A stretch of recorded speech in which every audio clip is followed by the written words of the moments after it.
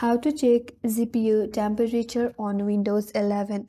Hi everyone, this is Kate and welcome back to another video. And on today's video we will see how we can check the GPU temperature on Windows 11.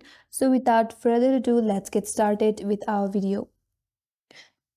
So first of all, on your Windows 11 you have to open up Task Manager. For that you can use the search icon or search system, and in the search bar search for a Task Manager, and then you have to open up the Task Manager. So once you have opened this, navigate to this menu bar on your left hand side and click on Performance.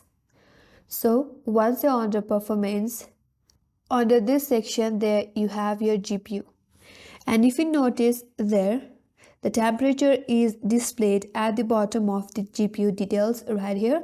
Currently it is 51 degrees Celsius in my Windows 11.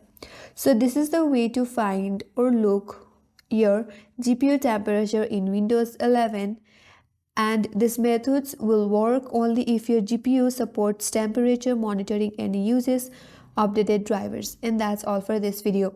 Hope this video was helpful, and if you're new to our channel, consider subscribing. Thank you for watching and stay tuned for more videos.